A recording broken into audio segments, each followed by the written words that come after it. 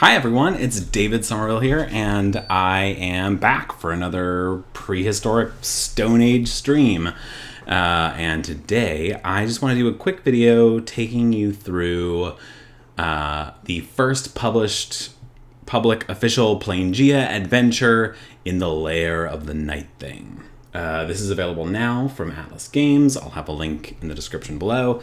It's $19.95 for the PDF. Hang on. Let's see if it's less for the digital copy. Ha! It is $7.99 for the digital copy, so super affordable. This is a 38 pages of primordial goodness, but I think it's not that much actual adventure content because 38 pages is a huge amount. So it is about 20 pages of adventure.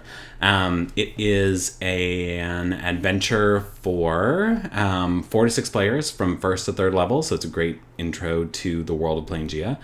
And yeah, today I thought we could just kind of take a look at it. So spoilers abound. This video is intended for DMs who are thinking about running in the Lair of the Night Thing. It's actually been run a few times. So if you Google in the Lair of the Night Thing, you might find some streams, some YouTube videos where people have already run it. But today we're going to kind of look through, think about the design philosophy, a little behind the scenes on what it is, why this adventure exists, some fun sort of trivia, and then just my advice overall for how I would think about running the adventure. So let's get into it. I'm going to scroll and consult as I go. If I'm very awesome, I will have edited the video so it's right here so you can look at it too, but I don't know if I'm able to do that or not. So that may be an empty gesture, literally. But the beautiful cover and artwork throughout is by Daniel Malada. So great, as well as by other contributing artists are Corey Trejo-Erdner, Douglas Derry, Michelle Nephew, Arya Barra, and that's everyone. So really, really great work, artwork throughout. All right, I'm going to read the kickoff for you, and then I think we'll just sort of go through page by page, talk about what's going on, and how you can use it at your table. So again, spoilers, players get out of here, DMs, come on in. Let's look at this thing. Okay, here's the setup. Autumn is here. Clans of the Great Valley have begun to depart southward with the herd animals they depend on for survival, but one small clan, led by a dwarvish chieftain named Skarna Two-Axe, lags behind. For 7 nights they've been plagued by attacks by a terrible monster known as the Night Thing, which has killed several of their people and wounded more. The chieftain's son, Brakar, was killed 3 nights ago. Her daughter, Adaki, is among the wounded. In the last attack, Skarna was able to injure the monster and has called for hunters from neighboring clans to help pursue it to its death. Little does she know that the monster is more than what it seems. And a terrible plan has been set in motion that threatens to undo everything she holds most dear. So, that is where we begin. If you've been sort of aware of Planegea in general, you've probably already heard of this adventure. If you haven't, welcome. I'm glad you're here. Planegea is a Stone Age setting for 5th edition, and this is the introductory adventure that was on the Kickstarter campaign and was actually released before that. Although the version that is in the Kickstarter campaign and now available from the Atlas Games website is a much more built-out, play-tested, and polished version, which resolves some of the early issues in the writing and also offers a whole new bundle of tools at the end. So actually, let's look at what's included in it. It's got the introduction, which starts where I just read and then continues.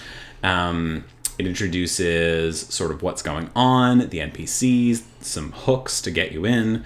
Then the first section, it's got 3 sections: Summons of Skarna, Whispers of Nod, and the Two-Axe Clan. So Summons of Skarna tells, sort of gets you into the adventure, lays out what a clan encampment might look like in the Stone Age in D&D, and then sets you off into the forest, takes you through a puzzle, a combat encounter, a social puzzle/combat encounter.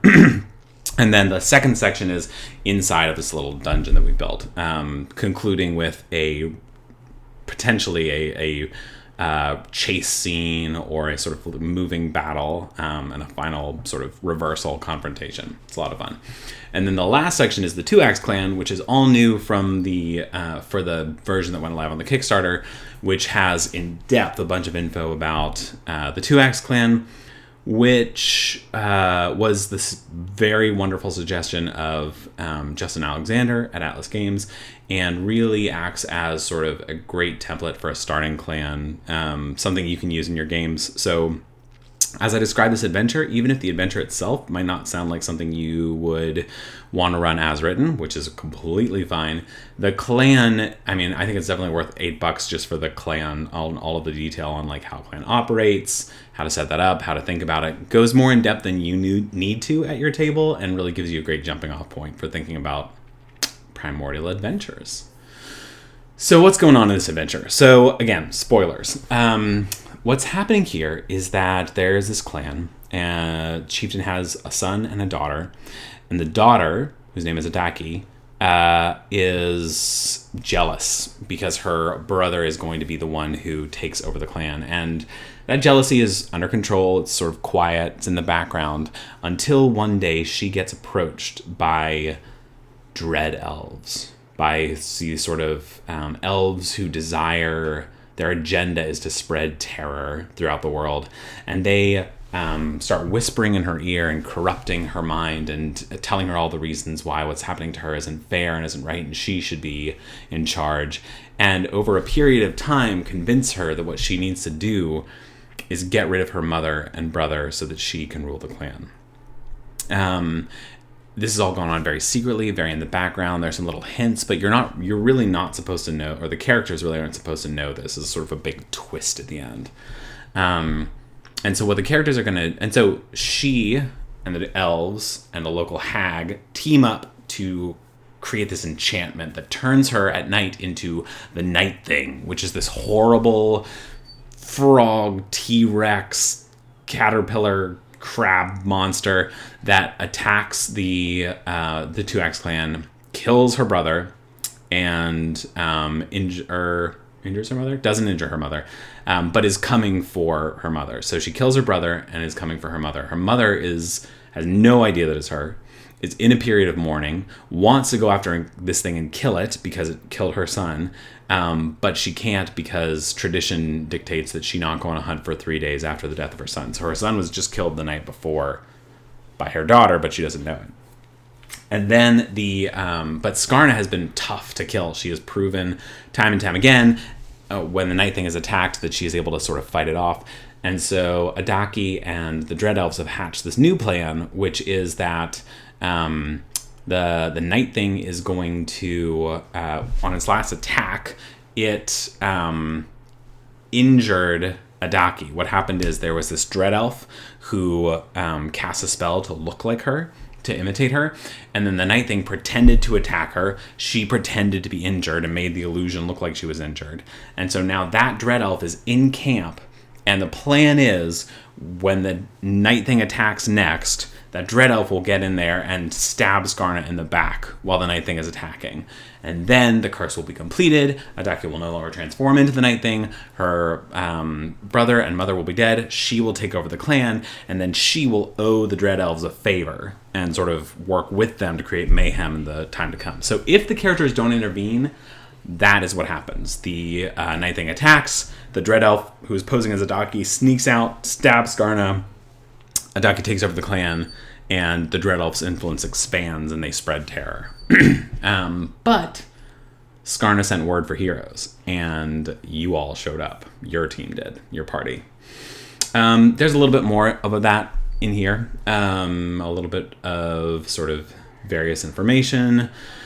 And let's see. There are some notes for the DM asking, or really for the DM and the characters to work together, thinking about how the characters got there. So Skarna sends out word, hey, we need hunters to track these things down. I can't because I am obligated to stay. And so it has prompts for characters who want to play as members of the Two Axe Clan characters from other clans or lone wanderers who don't have a clan. And so it has questions like, hey, look, you've been gone for the past week, if you're a member of the 2X clan, while this is happening. Like, what were you doing? Were you on a hunt? What errand were you doing? If you're from another clan, why have you left your clan to come and help her? Are you allies? Is it something personal? Is there loyalty? Or if you're alone, why did you decide taking on this danger was worth it? So there's this idea that none of the characters have been there for the attacks because they would have access to too much information. And you ask your characters, like, why are you taking this on? Because I'm a big believer in the idea that characters should want to be on the adventure. It shouldn't be something that you as the DM have to drag them into. It should be something that they are motivated to do. The introduction introduces a few of the important NPCs, and then it gives 3 potential hooks, which are dwarven craft weapons. Skarna is offering really great weapons to those who would help her slay the beast. Loyal to the clan fire, so you're doing it because you're loyal and you want the 2X clan to be okay. And then a potent harvest, which is this monster sounds like it's really powerful. Maybe I can take some parts from it, and Skarna's cool with that. If you kill it, you can take parts from it to craft your own powerful weapons. All of which gets you into the adventure. And you really don't need a lot more than that. If you're watching this and you don't have the Star Shaman Song of Planegea, which this goes with, that's actually okay. Like, this can play totally fine with normal, PCs from other core books. Pretty much just that is enough, and knowing that you're in a Stone Age world. So then the adventure kicks off, and what we do is we start at the end of the eulogy for Brakar, for the chieftain's dead son. And we have sort of some opening flavor text, and then the characters can choose where they want to start. At the fireside, really up close to Skarna and watching her, in the thick of the crowd where you can kind of read the mood of the people, or at the back of the gathering where you can see more of the whole clan. And so you're able to sort of have people start off in different places to position themselves to take in as much as they want. And it kind of gives you information about the kind of information they can pick up while they do that. It also has starting text for people who are coming in as members of the 2X clan, so that they would know what's going on. So yeah, let's see. So Skarna's in mourning. She's just staring straight ahead, which gives the characters time, if they want to explore the encampment. There's a bunch of information about it. Most of it is at the back of the book. But there are a couple of cool features. There's the clan fire, which is this big burning fire where people will gather to sort of plan and talk. The ancestor tree, which is this place where people cast stones tie stones to a cord and toss it up into the tree, and those are in memory of the fallen. There's the gate, the shaman's tent, sleeping tents for NPCs, various kinds of sort of generic tents. And then there is a stream in the back of the encampment, and you can go fishing in the stream. And then across the stream, there is this quarry where they are digging out, where they're actually hewing out and enchanting a new dwarven child. So, let's see. And then there are the defenses. So that's kind of the layout of the camp overall. I've seen and heard it played both ways. Some people spend a lot of time in camp. They want to explore everything. They want to know what's going on. Some people look around in camp, don't even care, and then just head out. So you can really play it both ways. When the adventure was originally written, there was very little on the camp itself, and actually Skarna in the original version really pressured you, go now, go search. Eased off of that in the final version, but for me, if I'm running it, I would let my characters explore 1 or 2 things, and then have people kind of being hey, are you here to help? You should go help. Because it's not going to give them more information, mostly, to hang out in camp for a long time. There is an off chance that if they push on exactly the right doors, go inside of the sleeping tent, investigate the wounded Adaki, they could discover the assassin. But that's still not going to, which would be great, and which would, stop later terrible events. But Adaki, the real Adaki, is still out there, and she is still totally coming back to cause mayhem tonight. So even if they find the assassin and deal with them, that's not going to save the day. They still have to go out and find the actual Adaki. So I would run it pushing them out the gate a little bit sooner and leave this exploration for stuff that you can run after this adventure is over, like more things for them to find out, because there are, especially with the material at the end of the adventure about the clan, a lot of hooks, a lot of sort of things that are teased at here that don't come into play in this adventure, that could be really great for down the line if they want to. Okay, so then you can talk to Skarna. She can give you a bunch of information about the night thing.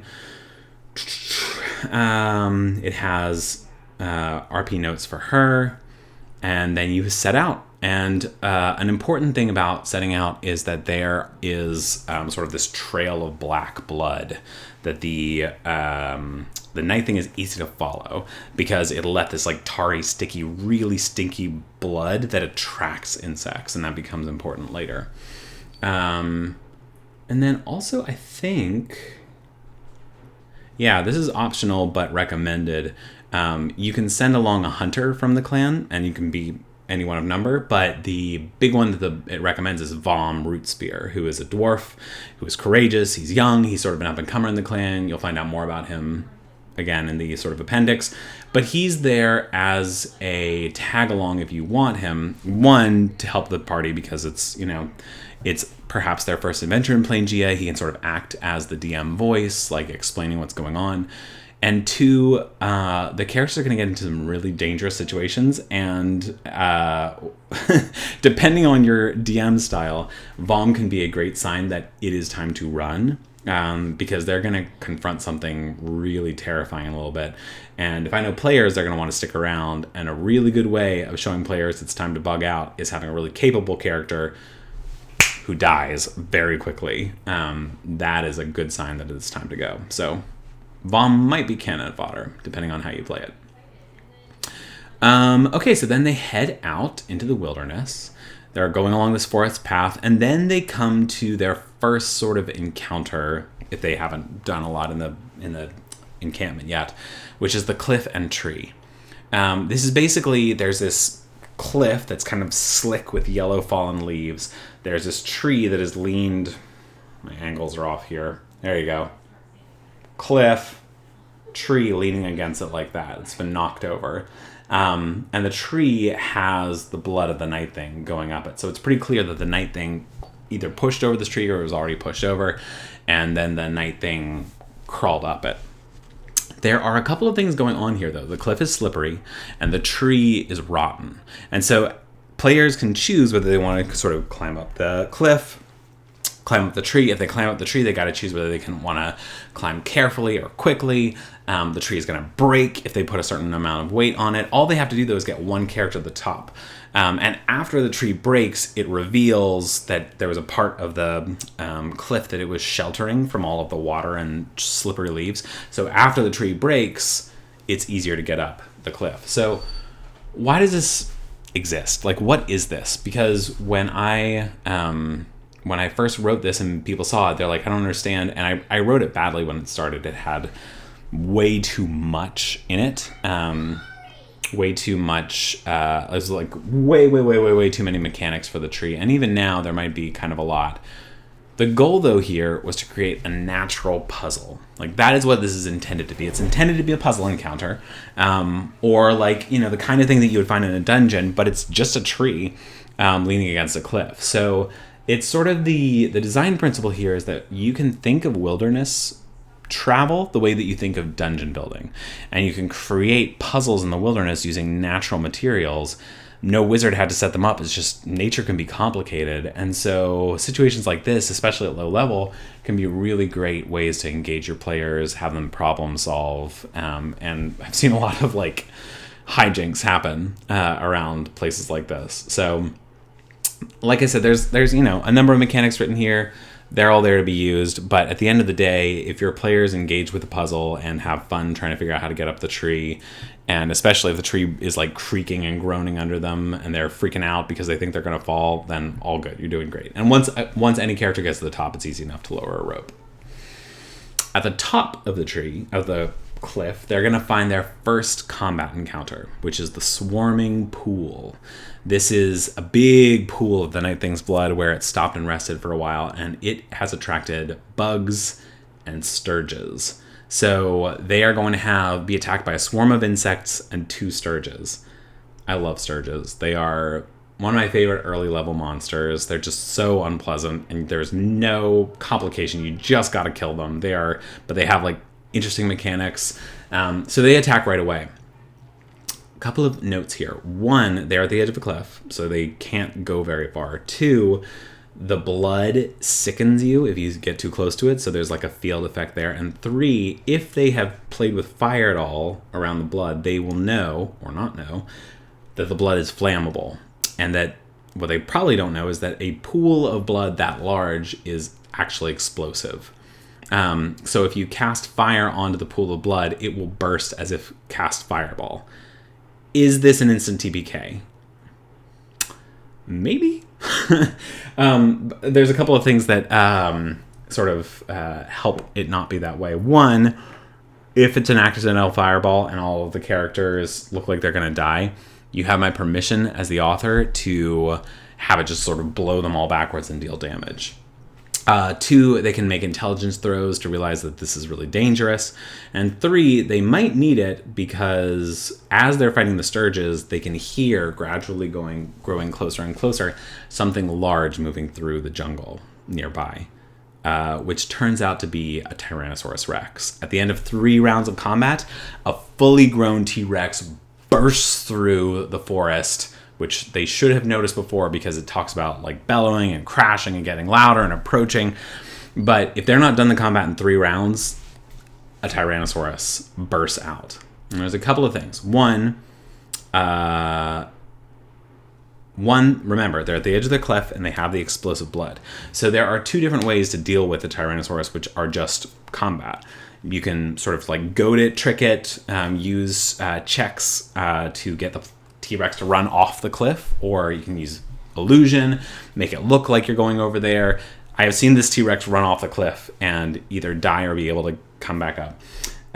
Or if you are smart and know what you're doing, you can get the T-Rex near the blood. Sorry, just bumped the mic. Get the T-Rex near the blood and explode the blood and deal fireball damage to it. So either way, you can do some real damage to this thing. However, it is a T-Rex, and if your characters aren't running, there are 2 or 3 things that you can do. 1, you can have Vom get eaten. Just Jurassic Park style, and you could have built him up beforehand to be like clearly a capable hunter, someone good at fighting, and if Vom is just dead, you can turn to your characters and be like, there is no way that you are going to survive that thing if Vom didn't run. If that's your DM style. You can also have Vom say, there's no way we're going to survive, run, and he disappears into the forest. There is also kind of a strange thing, the voice of an elderly woman saying, this way, over here, not that way, turn right, under the hog, hurry, hide. This sort of, under the log. Did I say under the hog? I think I said under the hog. There is this sort of disembodied voice that's guiding them to get away and to run as fast as they can. And then if it really looks like they're all going to die, or if in fact that fireball does explode and deal a TPK, then you can have Mother Hush, who is the green hag and the owner of that voice, appear. And if they all die from the TPK, rather than dying, have them all fall unconscious and then have them woken up in the hut of Mother Hush, who has come and found them and taken them back to her place. And we'll talk about the hut in a minute. Yeah, I think that's right. Or if they look like they're about to die, you can have her show up at the pool of blood to help them. She wants them to succeed. She's aware what's going on in the forest. It's her domain, and she has her reasons, which we'll talk about in a minute, for wanting them to do a good job and survive. So, a couple of different ways to deal with that. I have also just seen gutsy players take this thing on, and even at level 1, through shenanigans, survive long enough, or just run into the forest. And once you run, it's easy enough to get away, as defined by the mechanics here. So, Once they're out of there, they are on what's called the Skull Path, which is a kind of another dungeony, puzzly trick. It's just a looping path where they notice well, it doesn't seem to be looping. It seems to be straight, but they keep passing the same tree over and over again, and that tree has a skull, an animal, like a rodent skull, tied with a string around it. And they will perpetually keep walking in the same sort of time loop, space loop over and over again until they smash the skull or otherwise disturb it. And then they will discover a path that leads off into the sort of lair, the home, let's call it a home, of Mother Hush. So there's a little behind the scenes stuff. Mother Hush is one of my all-time favorite villains, characters, interesting people in all of... she's long-standing. She actually started as Mother X, the same encounter, the same exact thing in a game I ran for my family at a family reunion. My brothers and dad and some of my sisters play, and we we were playing, and I had to like quickly come up with an adventure, and I came up with this exact encounter I'm going to describe to you. It was in a medieval era, and her kind of like similarly like wanting something nearby, wanting to help, also being super creepy about it. And it just becomes a really fun, cool encounter. And so I ran her again in medieval for my home group, that we were now like in the middle of concluding a 1 through 20 campaign, and she was sort of the first arc of villain in that game. So Mother X, or Mother Hush, as she's called in Planegea, because they don't have X's, because they don't have letters, is a favorite villain. And what she is she's just a pure green hag. Like, she is just a hag. And there's something kind of great about playing exactly to type. And the fun thing about her is she is actually not interested in directly harming the characters because she has a bigger agenda. So you're able to be overtly evil, overtly creepy, but also like weirdly uninterested in combat or in dealing direct harm, which can really be super interesting for giving your players different space to work in than they're used to. You know, I think a lot of times we're playing in games where it's like, here's the good guy, he's telling me what to do, here's the bad guy, we're fighting him. You rarely, especially at level 1, interacting with a bad guy who you can't and don't necessarily want to, or they don't want to fight you. They want to help you. So what do you do when a obviously bad guy is offering help? How do you deal with that? So you get into this glade, and there's this big dead tree, which is actually an undead tree. And you find this hut. And inside the hut is this green hag. And I've got all this fun stuff in the adventure about just like how obviously evil she is and all of the like creepy things that are around her. And what she does is she offers a deal. 1 potion or talisman, which is like a spell scroll, in exchange for 1 secret, a personal secret about the character. So it can be anything, and whatever the characters want to share. And the more juicy the secret, the better of an item she'll give them. And the item will be meant to be kind of in mockery of whatever they are telling her. So if you're like, I once ran from a fight that I'm still ashamed of, she might give them a potion of expeditious retreat. Or if it's like, I hope to transform into something truly legendary, she might give them a talisman of enlarge or alter self. Or if they tell something that she thinks is really embarrassing, she might give them like a talisman of hideous laughter after like laughing at them herself. So she's giving really useful stuff that they might want or need for the upcoming dungeon that they're going to crawl, but she's doing it at the cost of extracting personal secrets and while obviously kind of making fun of them. It's a really fun encounter. It's just juicy. And what else about her? She definitely knows what's going on in this forest. She's definitely not going to tell you because she has gotten what she wants out of the Dread Elves, and she really is hoping to have the players go in and kill them so that she can use the door to nod to the nightmare world that they have unsupervised. So she wants to be able to come and go. She kind of made friends with the elves to try and get in there, but now they're continuing to closely guard that doorway, and she would love for somebody to go through, clear out that place so that she can take over.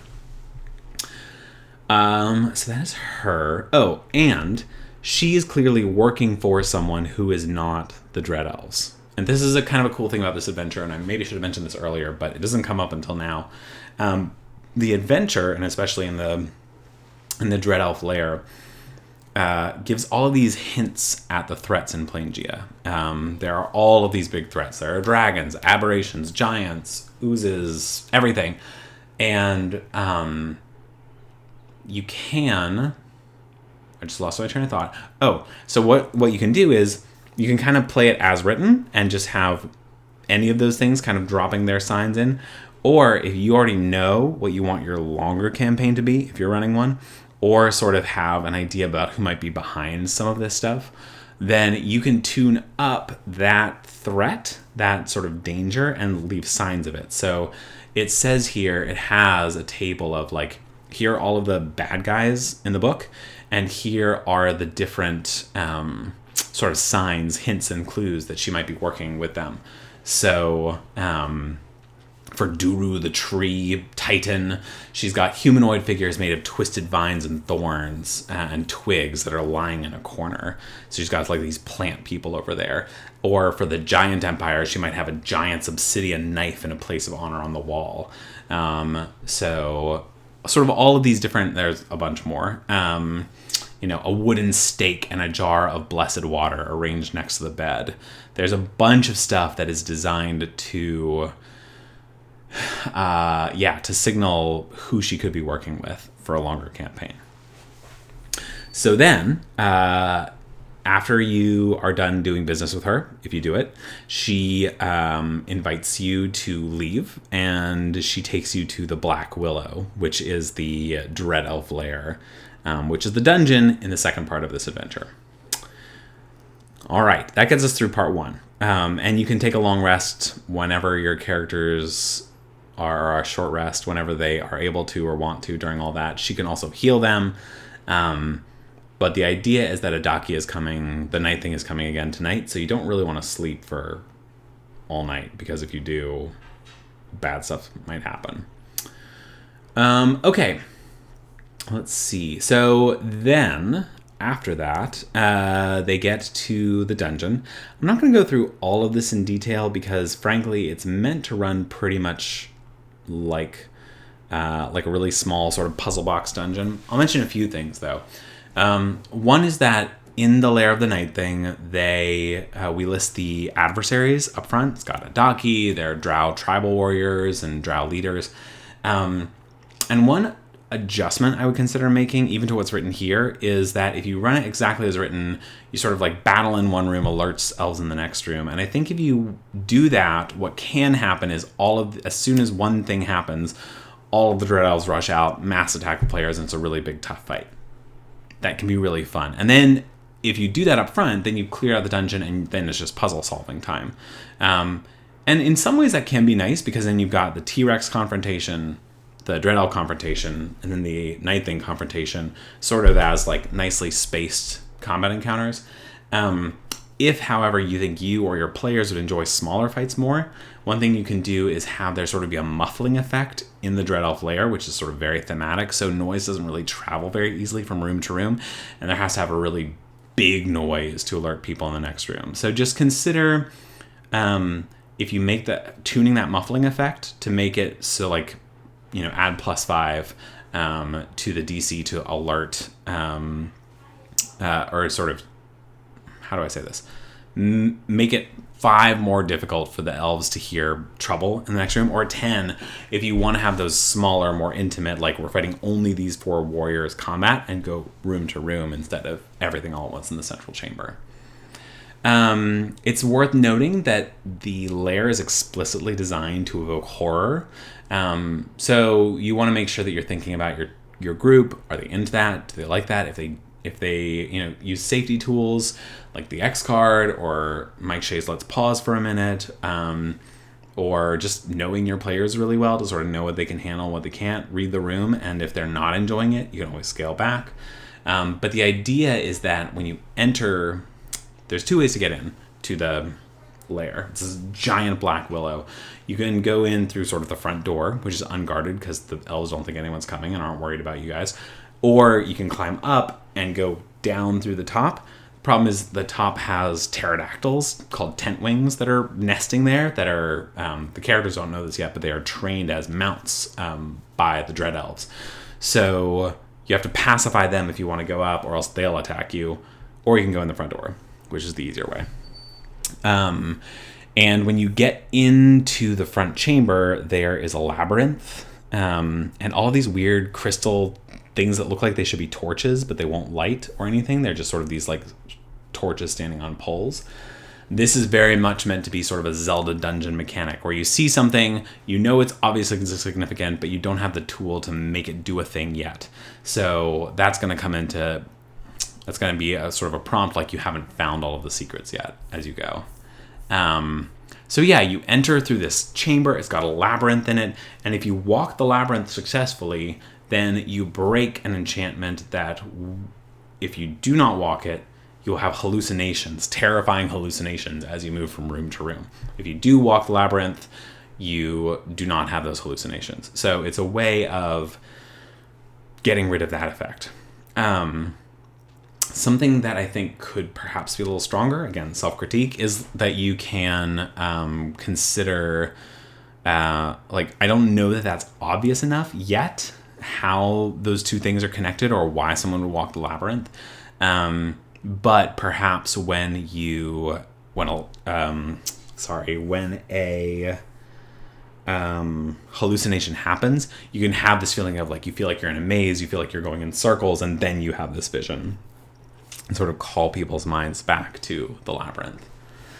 Okay, so then there's a couple of rooms. There's a central chamber where Adaki is hiding, invisible and intangible, in a ritual circle. And she's watching the character. She can't move from the circle or else she'll become visible. But while she's in there, she's looking, anytime she has line of sight or the characters are within earshot, she is watching them and judging them, deciding how she's going to interact with them later.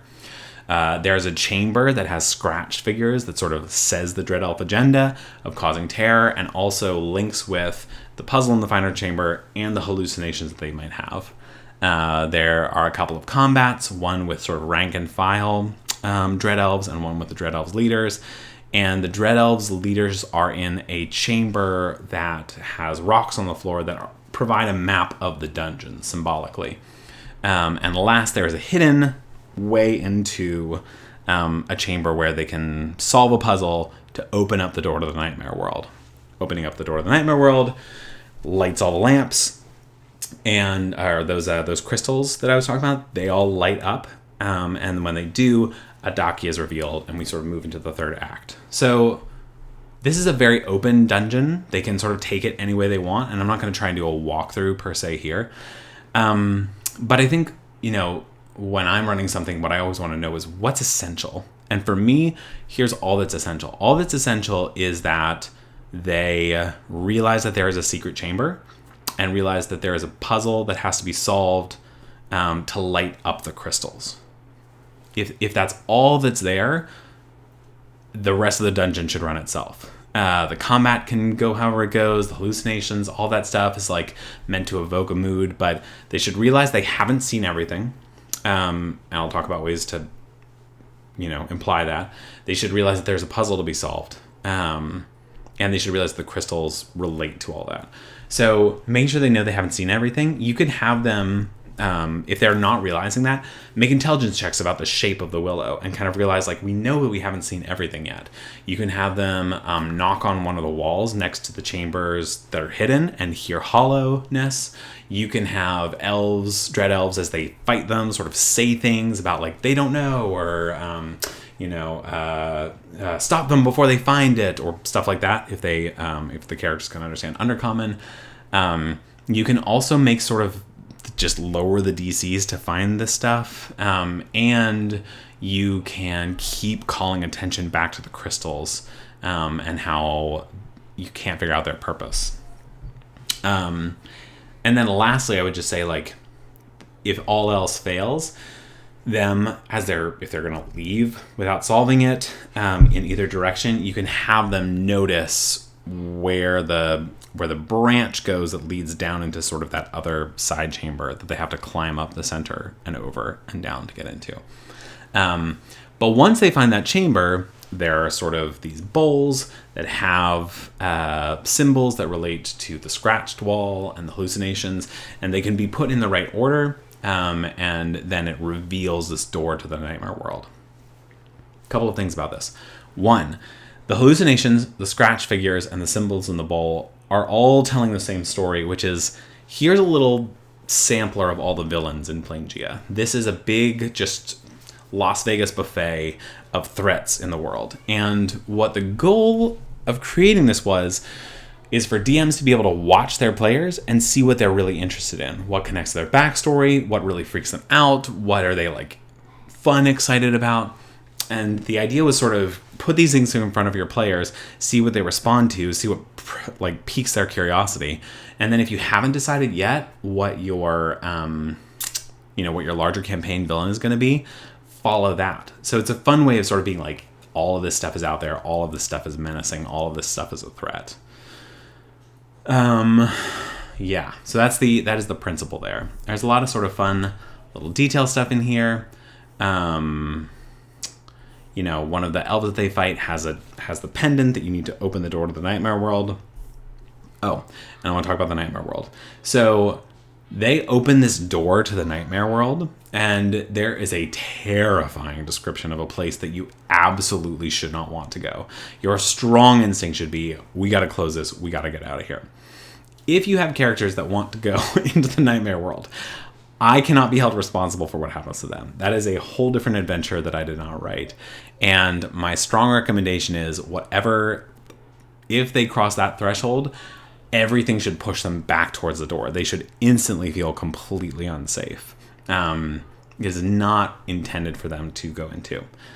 As a note on the larger Planegea setting, not all of the nightmare world is equally terrifying and untraversable. The part of the world that they have opened this door to is so scary. But there are parts of the nightmare world which are creepy, unsettling, unpleasant, but not necessarily like this hellscape in the way that this is. So just for you to know, for your world building, you can create sort of textured nightmare world adventures. This is just like terror cranked all the way up. So bear that in mind. If they return to the nightmare world later, it doesn't always have to be like that. Sometimes it's just weird. So for what that's worth. But it can also absolutely be exactly as terrifying as written here. If you think it's terrifying, you might think, it's not very scary, and want to add your own creepy things to it that scare you and your party, and in which case you probably run a pretty scary game, and respect. And then, when the door opens, or when the sort of key fits in the lock, all of the purple crystals light up. And when they do, Adaki is revealed. And depending on how the parties act, how they've dealt with the Dread Elves, sort of their own attitude, what they've said, if anything, about Skarna, whether Vom is there or not, all of that stuff can make her friendly, neutral, or hostile. But in any case, whatever happens, she will wind up transforming when the sun sets. And there's an interesting thing here, which is one group chose to take a long rest before her transformation. And there are a lot of right ways to run this, and this doesn't explicitly say what happens if they choose to sort of sleep and let her get out and do her plan and attack her mom. There are two sort of ways to run that. One is that can happen, and what that DM did, which I thought was super interesting and kind of really cool, was the party failed the mission. She got out, she went away, she killed her mom, and they had to like clean up the mess afterwards. So totally legitimate. I think another thing that you could do is maybe she's more injured and needs 2 nights of rest instead of 1. And then the question is, why do the characters hang out a whole nother day in there to see her transform later? So there is a little bit of like time manipulation that I'd recommend. Now players are often like, how much time do we have left? What time is it? What's the time of day? What's the light like? I don't know if your characters are like that, but my players ask those kind of questions sometimes. I would try and like just stagger time so that by the time they light the purple crystals, it's almost sunset. If possible, that is the ideal situation, because you want them to have started out at dawn and then to be sort of getting there and finding her right as the sun is going down so that she can transform, turn into the night thing, and you can have a really cool fight. There is also this thing in here about oily black smoke from this sort of bone bonfire that I sort of skipped over mentioning. There's a bone bonfire. It starts to fill up the chamber with smoke. So this is one of my kinetic combat principles. Sort of have something that's happening every round if you can, and getting worse unless addressed every round. And so the idea is like you can fight her in the willow, but you're all going to be like dealing more and more with this like blinding, choking smoke. Or she can run out into the woods and you can run out into the woods. And then there might be sort of other animals that would come in. That T-Rex, if you haven't dealt with him, might come back. She could go running out and there could be a chase, and then I've got a D6 table with chase complications. You could capture her, she could escape. But the idea, the sort of like as written idea is you're probably going to fight the Night Thing in the lair. You're probably going to kill her. And she, as she's sort of before she transforms, explains, my mother is already dead. She's already going to die. I've got this assassin in the camp. You can't stop me. It's already too late. And so if they know that, and they know that Skarna is in danger, they can either go back to camp by foot, or better yet, they can ride on the pterodactyls, which are trainable and with a fairly low animal handling check, can get them back to the 2X camp, just flying back and getting there in time to save Skarna. So there's a lot that can happen at the end there. I read a really great review, which I should try and remember to link in here, of this adventure that says, like, this is an adventure where things can go badly wrong. And it is. Like, T-Rex can eat you guys, or she can kill her mom, or she can get away, or she can kill you all. Like, there are these sort of, like, high stakes for a lot of this stuff. But all of that is... if you sort of decide what's the worst that I want to happen and then make adjustments for that as you go. Do I want this to be a really high consequences game? Do I want to provide ex machina moments? Do I want to kind of like bend how much time is happening to have the story feel good?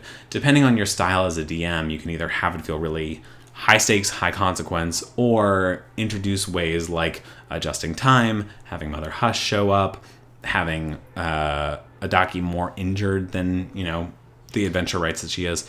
All of these are tools to sort of spare the worst from happening, if that's what you want to.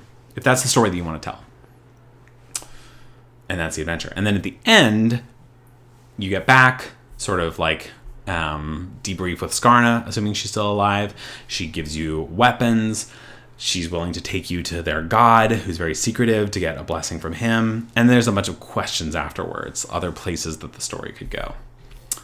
And then after all of that comes part 3, which is the 2Axe clan. And there's a big sidebar that says, stop. You do not need to know this stuff for the adventure. And I take that really seriously. Like, if you like to read it, it's fine. It's all good. But if you try and put all of these things into the adventure, I really think you can confuse the players as to what they're supposed to be focused on. These last 10 pages are truly intended to be sort of like extended edition material for going forward. So this is info on the chieftain. So there's this idea that Skarna could either die or step down, and then there's 3 different characters who could become the new chieftain, including Vom, who you may have traveled with, an elf named Quickpaws, or a fisher named Uldush. There's the shaman, who you probably met or saw at the start of the adventure, and the shaman has 2 assistants who have very different situations, and if either of them become shaman, then things could change. The elder is someone who took care of what he thought was a donkey. He's an old friend of the family. And he has some friends who you may have run into or may not. And then there are a couple of other sort of important people in the clan. I should have counted before I started this stream. Let me see if I can count really quick. 1, 2, 3, 4, 5, 6, 7. There's something like 30 NPCs that are listed here, and each one has a name, a role, and a secret. And so it's a big cast. And what I really encourage you to think of is just like, this is sort of just take whatever sounds cool to you. Do not worry about trying to reveal all of these people and all of their secrets. But you have information about the god here, what it wants, some adventures it might send you on, other powers that are nearby that are competing with the god for worship or other stuff. There are different ideas of how to stay alive. Like, for example, they talk about encampment defenses, hunting and fishing, gathering, crafting and trading. It has information about traders, how they travel, what they offer, what they want if they show up in the camp later. Stuff about divine rights, about raiding, about resources, more information about that dwarf child quarry, how to like hew out that child. Also 2 other encampments that the Two Axe clan goes to. So if you want to stay with that clan and move with the seasons, a little bit more information about those guys. And then there is sort of a schedule for the clan fire. So depending on what time of day people arrive at the clan fire, it lists who's there and a scrap of conversation that ties into that NPC's adventure hook. So in the morning, it's more like everybody, and then, but especially like crafters. In the afternoon, it is gatherers and the shaman's aides. In the evening, it's the shamans, and late at night, it's the hunters. So depending on the time of day, you might encounter different people there, and they'll say different things like, I had the strangest dream last night, from a character who's been having these weird dreams, or like someone who's sick is trying to like hide a cough.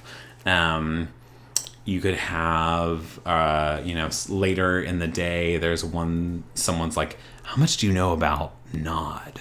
And that might be a whole like lead into going back to the doorway, depending on what's going on. Someone just like, the ancestors think we should tarry here a little longer this season because I've been talking to them. And there's all of these characters with all these thoughts, opinions, and agendas, and rivalries, and crushes, and secrets, and vendettas. So it's a really rich kind of tapestry of NPCs to pull on. And then the last thing is it gives a little information about travel. So there's information about preparing, being on the move, resting, and then getting to where you're going. And really, like, that last 10 pages is built to be, here's what you need to kind of run that whole clan thing, whether or not you do this adventure, whether or not you actually use these characters. These are still basic mechanics, ideas for how to sort of, like, have that stuff in your game.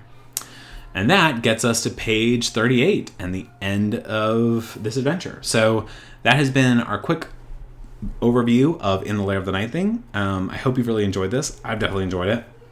And I think that's it. Thanks for hanging out. Again, my name is David Somerville, and this has been a Stone Age stream. I'll see you next time I post one of these. Thanks.